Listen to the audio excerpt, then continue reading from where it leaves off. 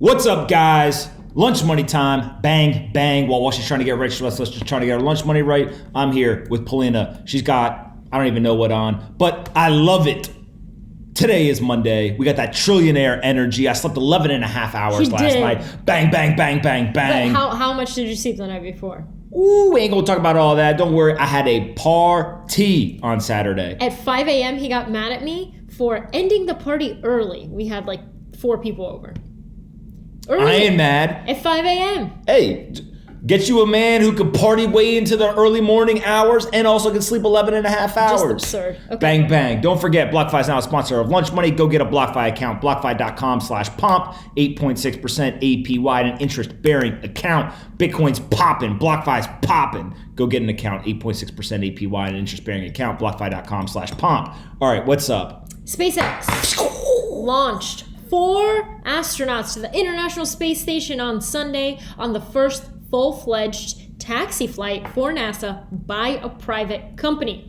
The Falcon rocket thundered into the night from the Kennedy Space Center with 3 Americans and 1 Japanese astronaut.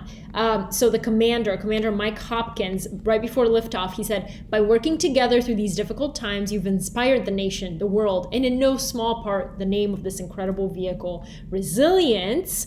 And he said, once reaching orbit, he radioed, "That was one heck of a ride." That's something I would say. Not 1, not 2, not 3, 4. That's an NBA reference for all of you sitting at home. Elon did this while having COVID. Maybe. Well. We don't know if he has it or not. He said he most likely had a moderate case. Whatever. Okay. SpaceX. If you hate SpaceX, you're a loser. Don't call the people losers. No, only the people who hate SpaceX. How do you hate a company that is literally 20 years ago, a man said, you know what? I think that we should launch rockets and then have the rockets come back and land on Earth. And when we do that, then we can reuse the rocket to drastically reduce the cost of space travel. And therefore, we can go further and go do things that we couldn't previously do. It's amazing. And then he went and he actually built it. And not only is he landing the rockets back on Earth, he's landing the rockets in the ocean on drone ships. Get you some innovation. Okay, and one more fun fact. NASA added a surprise 5th passenger, a Baby Yoda, a plush Baby Yoda toy, also known as a zero-gravity indicator, typically a soft, small object that is allowed to float free in the spacecraft cabin to provide a simple but effective confirmation of when it passes into the phase of a spaceflight where Earth's gravity no longer holds? I can't say that word. Holds significant sway. Next topic. That's a cool We going one. to Mars. We got a Baby Yoda up in there. We going to Mars. Baby Yoda. The other day, one of his friends called him and was like, "Tesla's going to Saturn." And I was like, I think you're confused. I don't think Saturn's in the picture, and I don't think Tesla's going anywhere in space. But yeah, man, Tesla's going to Saturn, sure.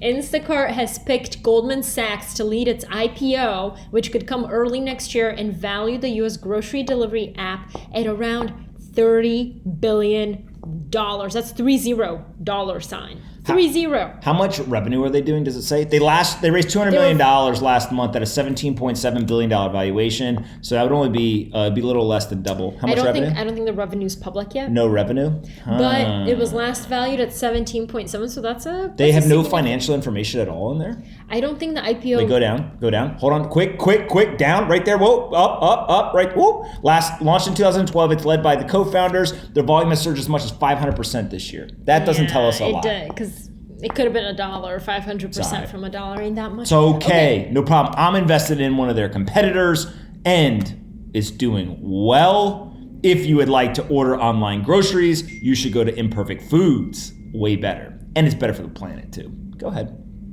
Sending Teslas to Saturn, that's not good for the planet.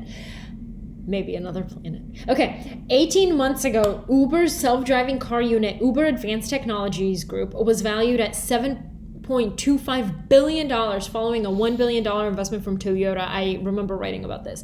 From Toyota, Denso, and SoftBank's Vision Fund. Now it's up for sale, and a competing autonomous vehicle tech startup is in talks with Uber to buy it. Aurora Innovation. Hold on, let me just grab my phone because it keeps beeping.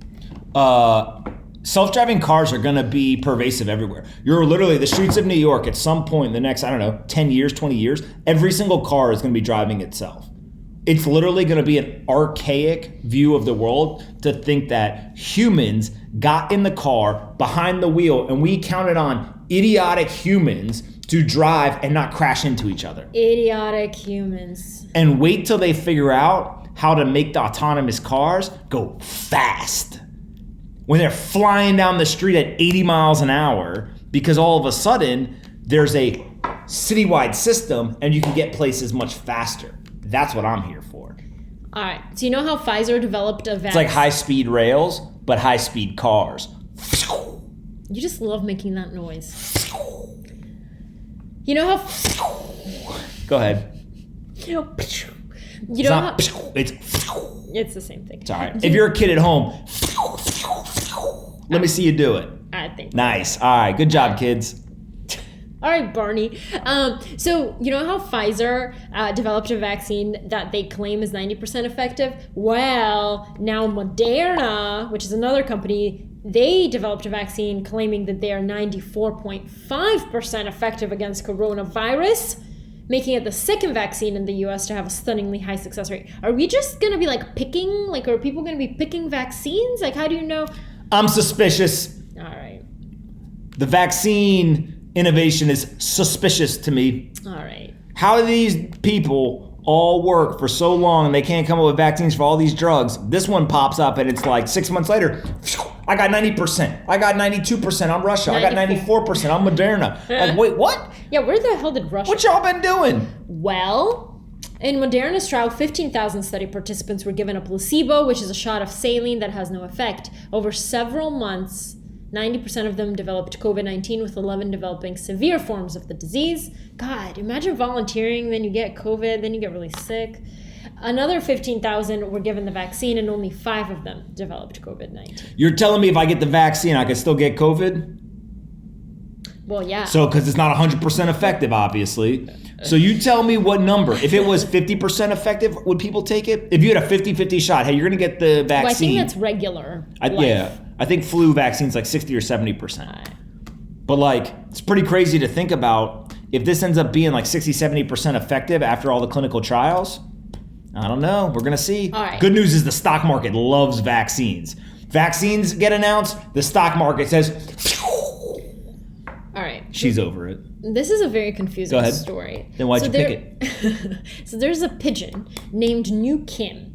It's a 2-year-old female pigeon that was put up for auction for just 200 euros, but was bought by a bidder from China for a record amount of $1.9 million, almost $2 million. This is a racing pigeon. Yes.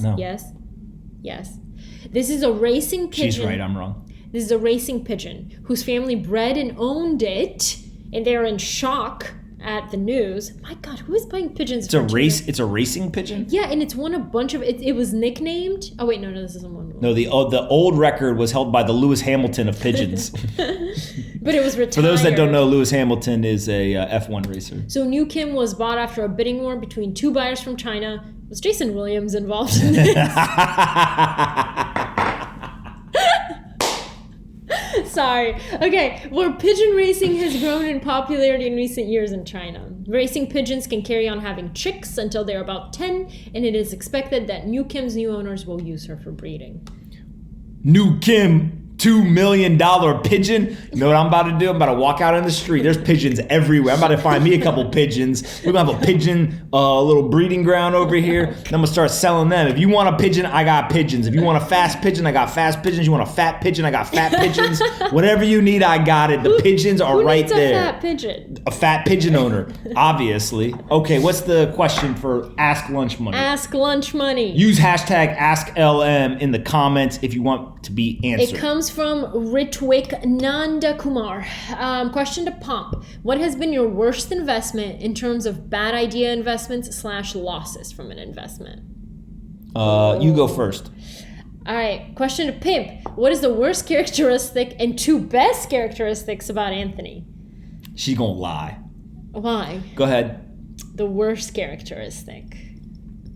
Oh, you're perfect. You have no bad character. I'm kidding. What is the worst? Okay, so I'll have one that's a double-edged sword. Okay? It's a good one and a bad one. And then I need a good one. I'm so good looking that when I walk down the street, ladies be looking at me. Yeah. So the good and bad one is both that Anthony is never in a bad mood. Facts. It's so weird. And it pisses me off, obviously, because sometimes I'm in a bad mood. And I'm like, how come you just wake up with the pigeons and you're like, oh. Because I slept 11 and a half hours. Pigeons chirping. Everything's great in the world. Pigeons don't chirp. I was trying to make a pun. So he's never in a bad mood, which is bad, but it's also good because, like I never have to be like, what's wrong with you? Which he does for me all the time. And then the second good quality is that I've never heard him say a bad word about anybody. Even if I know the person's kind of sketchy, he doesn't say anything bad about them behind their back. If he's going to say something, he'll tell it to your face, but he'll never say it behind your back. I do that. If I don't like you, you'll know. All right, go Facts. My worst investment, I'm not going to say what company it was, but there's been 2 or 3 companies where I've lost all my money in the investment, all the money I put into that investment, and the founders quit. So that's the hardest part to definitely underwrite is like if the founder's just going to give up at some point, that usually means you're going to lose your money. And then his best early stage investment? Facts.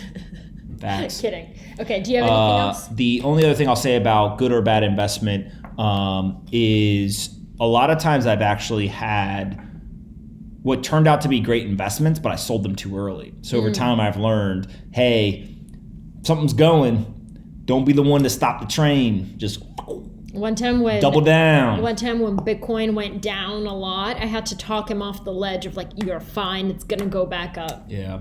March 18th, I think it was, or March 12th, something like that this year when it dropped 50% in a day. Your boy was not having a very good feeling in his stomach. I was like, how low is this going to go? And I kept... How low can you go? I kept guilt buying. Every time it would drop a little bit, I would buy a little more, but it didn't feel so hot. And Polina was like, it'll go back up. And I was like... Did it? Did it go back up? Yeah. Yeah. All right, guys. All right. That's it for Lunch Money today. I'm going to go get me some pigeons. See you tomorrow. Bang, bang. Hope you guys enjoyed this episode of Lunch Money as much as we did. And don't forget, Lunch Money is now sponsored by BlockFi, so go check them out. There's a link in the description that you can click on. I'm an investor, a user, and a huge fan. What? You're a bigger fan of BlockFi than you are of me? BlockFi is my second favorite thing in the world behind Polina. They've got 3 products. They can give you a US dollar loan. You can earn up to 8.6% interest on an interest-bearing account, or you can buy and sell cryptocurrencies on their crypto exchange. I personally use the interest-bearing account. There's not very many places where you'll find up to 8.6% interest on a deposit in an interest-bearing account. Go do your own research. There's risk associated, but 8.6% is pretty compelling. So click on the link in the description. Say thanks to the folks at BlockFi. Subscribe to our channel. Like the video. Annoy Polina in the comments. And we'll see you guys tomorrow. And be kind to your friends.